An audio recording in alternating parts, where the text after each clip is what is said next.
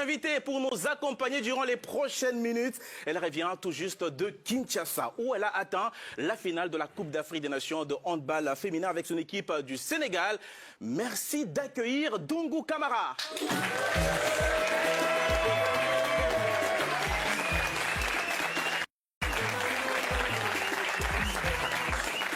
Bonsoir Dungu. En tout cas, merci d'avoir accepté notre invitation. Merci d'être surtout là après ce long voyage de Kinshasa à Paris. Tout d'abord, quel est le sentiment qui prédomine? Déçu d'avoir perdu une autre finale contre l'Angola ou satisfait d'être allé jusqu'au bout? Satisfait d'être parti jusqu'au bout, en tout cas avec l'équipe qu'on avait. Ça a été une très grosse et belle aventure en tout cas, parce que je pense que toute l'équipe et tout le staff, je pense que en partant à cette compétition, on s'est pas dit qu'on allait finir sur le podium, parce qu'on a eu énormément de bâtons dans les roues durant toute la préparation. Et il y a des joueuses qui nous ont quittés, des joueuses cadres. Ah oui. Et aujourd'hui, on a su reconstituer un groupe avec de nouvelles joueuses. Et se retrouver deuxième, c'est plus une satisfaction. Et justement, on voit les images du podium. Qu'est-ce qui a fait en sorte que vous puissiez aller jusqu'au bout? Parce que vous dites que ce n'était pas prévu. C'est l'état d'esprit. L'état d'esprit. Et le coach Yacine Messaoudi, que je salue, il a été clair sur cette règle-là, pardon. On fera un groupe que s'il y a un bon état d'esprit et que tout le monde va dans la même direction. Et je pense que toutes les filles étaient sur le même créneau, et c'est pour ça que la mayonnaise elle a pris. Et on est parti jusqu'au bout de l'aventure pour aller défier l'ogre angolais. C'était la deuxième fois que le Sénégal rencontrait l'Angola en finale. La première fois en 2018.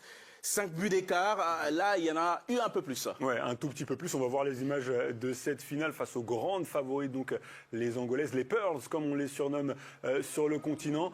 Très rapidement dans ce match, on a senti qu'elles avaient pris le dessus. Vous êtes en rouge face aux Angolaises qui sont en jaune. Vous vous êtes heurté très rapidement, Dungu, à la défense très solide et à la gardienne des Angolaises. Elles ont pris le contrôle de cette finale dès les premières minutes. C'était un peu plus rapide, plus dense physiquement, et tactiquement aussi elle proposait un jeu un peu plus abouti. La demi-centre angolaise Paolo Simao a été élue joueuse du match. En deuxième période, on vous a vu tirer au but avec un peu plus d'efficacité tout de même, on va le voir dans un petit instant, mais ça n'a pas suffi. Le score final, il est un peu plus large qu'en 2018, 27-18 pour les Angolaises, mais il n'y a pas du tout à rougir d'une défaite face à l'Angola, tant cette nation domine outrageusement depuis plusieurs décennies. Statistique vraiment éloquente à propos des Pearls. C'est une domination sans partage. 16 médailles d'or pour les Angolaises sur les 19 dernières Coupes d'Afrique des Nations de handball. C'est de la tyrannie. C'est exceptionnel. on peut assimiler ça à de la tyrannie. Dungu, comment expliquer l'avance, l'hégémonie de l'Angola sur le continent en termes de handball? L'Angola, c'est un territoire déjà où toutes les joueuses auparavant et actuellement encore, c'est deux gros clubs qui jouent, qui restent au pays. Ça fait qu'elles sont Petro Primero. Exactement. C'est les deux plus gros clubs, et ça fait que toutes les joueuses de l'équipe nationale se retrouvent dans ces deux clubs-là. Ça fait qu'elles s'entraînent beaucoup plus ensemble. Nous, dans l'équipe nationale, on a beaucoup de joueuses qui jouent à l'extérieur. On a aussi des joueuses qui ne jouent pas au même niveau.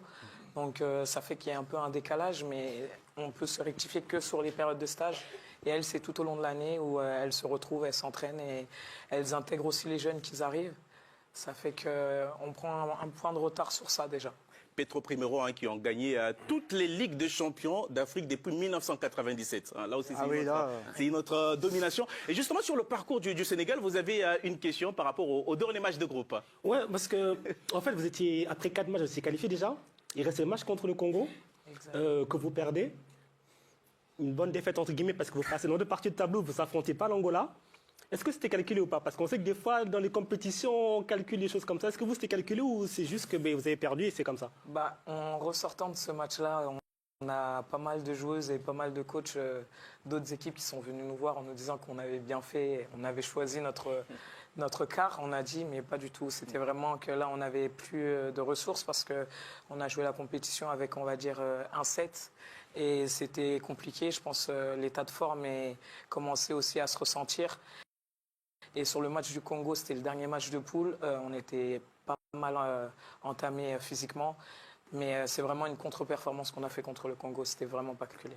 C'est magnifique hein, ce plan entre trois Sénégalais. Et justement, on va essayer de poursuivre un peu voilà, notre analyse de votre parcours avec la demi-finale. C'était contre un adversaire que Dongo connaît très bien. Oui, la Tunisie, parce que là aussi, il y a le poids de l'histoire. Est-ce que c'était un match particulier? Parce que peut-être on va rappeler, vous êtes arrivé au Sénégal parce qu'avant vous jouiez pour l'équipe de France, vous avez changé de nationalité.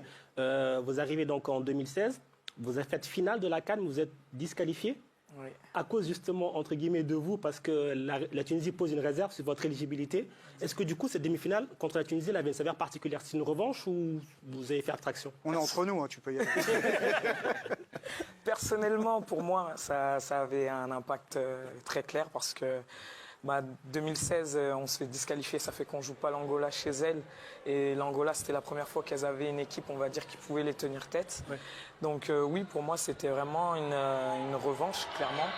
Même si je sais que Yacine a tout fait pour que ce match ne soit pas une revanche, pardon, et que ça soit un match qu'on vit sur le moment et qu'on oublie le passé parce que sur le passé, en 2018, les filles ont battu la Tunisie, mais c'était sans moi, parce que je m'étais fait les ligaments croisés. Ça fait que c'est cette année où j'ai pu passer à autre chose. La bonne nouvelle, hein, c'est qu'en finissant dans les 4 premiers, vous avez obtenu votre qualification pour les championnats du monde.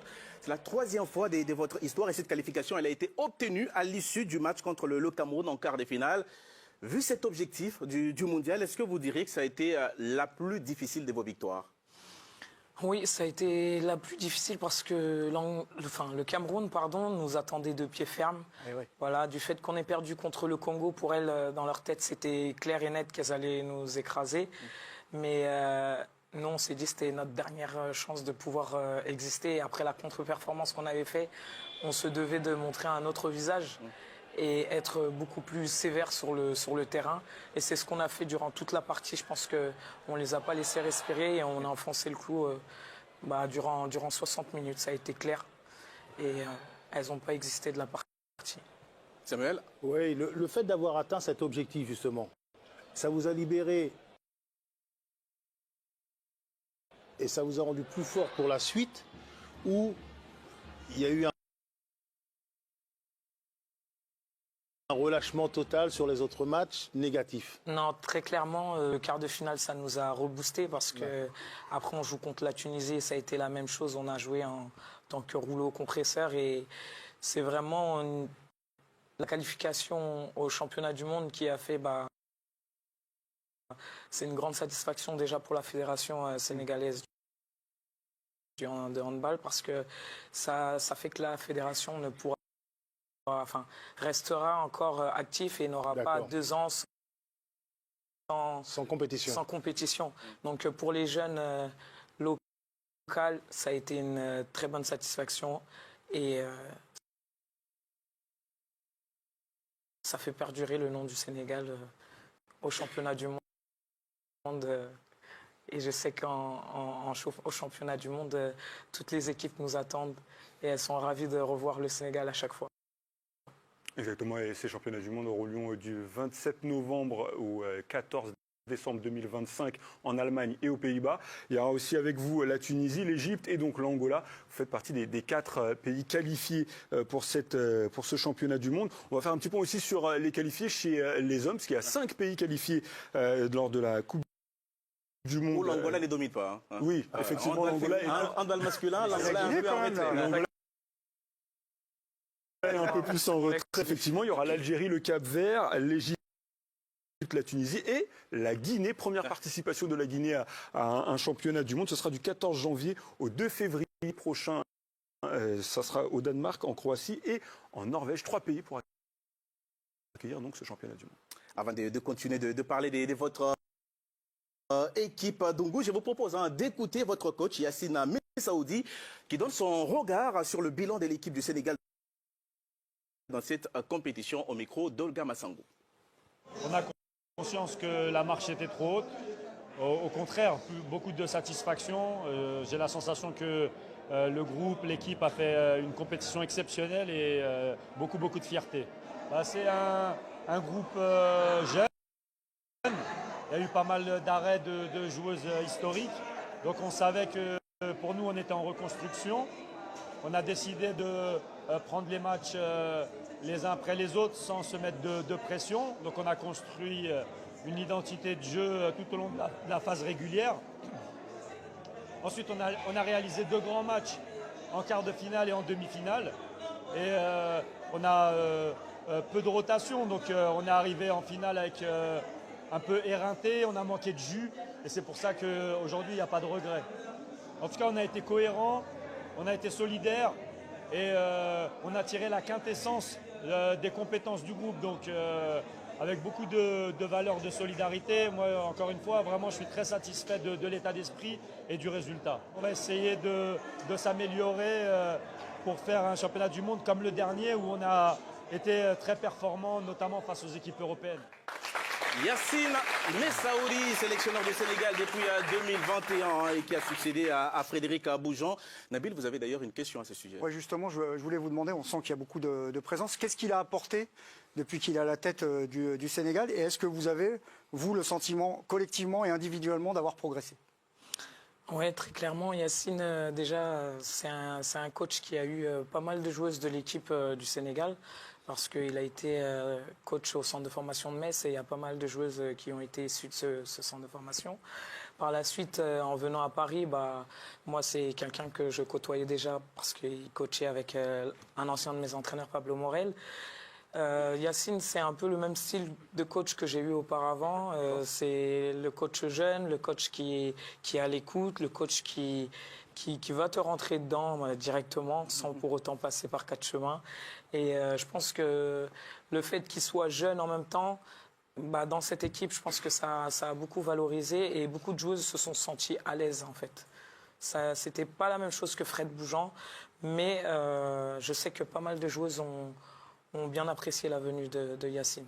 Donc vous l'avez dit, cette équipe elle est en progression. Est-ce que vous, à votre niveau, c'est que vous êtes binational, est-ce que vous œuvrez auprès d'autres binationales qui pourraient éventuellement rejoindre cette équipe pour l'aider à grandir encore plus? Bien sûr, bien sûr. Dès qu'on peut, si on trouve des franco-sénégalaises qui émergent pas mal au niveau du handball, je suis la première à appeler le président pour lui dire est-ce que c'est possible de faire ses papiers rapidement pour qu'elle puisse intégrer l'équipe nationale. Et je sais que là, on arrive à un tournant où il y a pas mal de joueuses qui vont bientôt ou peut-être intégrer d'autres postes au sein de la fédération. Donc il faudrait renouveler le collectif. Il y a besoin de sans frais donc. Exactement. Et on n'a pas encore entendu l'ancien international sénégalais qui est à votre droite, qui est très très fier et qui a d'ailleurs une question à vous poser. Ouais, déjà félicitations donc, pour ce parcours parce que c'est grâce à vous aujourd'hui à cette équipe qu'on entend un peu plus parler de ce sport au Sénégal parce qu'on sait que c'est le football qui prédomine et la lutte qui prédomine et grâce à vous on regarde un peu plus le hand féminin et je voulais savoir aussi le fait qu'on a vu que Yacine Messaoudi s'est installé aussi au Sénégal. Est-ce que c'est pour améliorer, je pense, le niveau de jeu ou la formation ou pourquoi pas former des éducateurs à ce sport Je pense qu'en tout cas, il est le bienvenu et sera le bienvenu pour ce rôle-là parce que je sais qu'au Sénégal, il y a pas mal de coachs qui aimeraient en tout cas avoir un peu plus de conseils et être un peu plus auprès de Yacine. Donc je sais que demain, si la fédération lui propose un poste à ce niveau-là, j'espère en tout cas qu'il accepterait parce qu'au Sénégal, ils attendent que ça. Est-ce que vous pensez qu'il y aura une culture hand au Sénégal un peu comme en Angola? J'espère. J'espère qu'un jour ça a commencé en tout cas quand Fred Boujan est arrivé. Ils ont ouvert un centre national, mais il a duré. Plus les années passées, plus ça commençait un peu plus compliqué de pouvoir gérer. Mais j'espère qu'en tout cas, il reverra le jour ce centre national. Une dernière question, Dongou, sur votre carrière en club. Où est-ce que vous en êtes d'ailleurs après votre dernière expérience en Égypte au Al Ahly du Caire? Actuellement, je joue en National 2 à Colombes. Voilà, je suis rentré d'Égypte en pensant retrouver un club rapidement. Mais avec l'état des recrutements et financièrement, comment ça se passe en France, c'était compliqué. Ça fait que je suis resté pas mal de temps sans club. J'ai signé au club de Colombe au mois d'octobre, fin octobre. Le championnat arrivé au mois de novembre. Ça fait que j'ai dû faire une préparation assez rapide pour la CAN. Mais je remercie mon mari parce qu'il m'a accompagné durant toute cette période. Et, Vous étiez avec lui en Égypte? Non, justement, on était à distance, d'où pourquoi je suis rentré. Mais revenu sur place, j'ai fait pas mal de séances avec lui. Il m'accompagnait souvent vu que je n'avais pas de club. Par la suite, j'ai Colombe qui m'a contacté.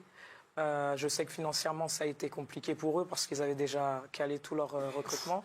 Donc, ils m'ont proposé un job, c'est-à-dire de me proposer un travail sur la durée.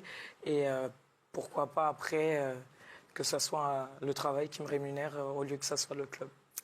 Merci beaucoup. Merci à Dungu Kamara d'être venu sur ce plateau pour débriefer le parcours du Sénégal à la dernière Coupe d'Afrique des Nations de handball féminin. Bon, suite de saison. On espère en tout cas vous revoir, que ce soit avec votre club ou avec le Sénégal lors de la prochaine Coupe du Monde. En tout cas, merci. Merci. Au revoir. Bravo.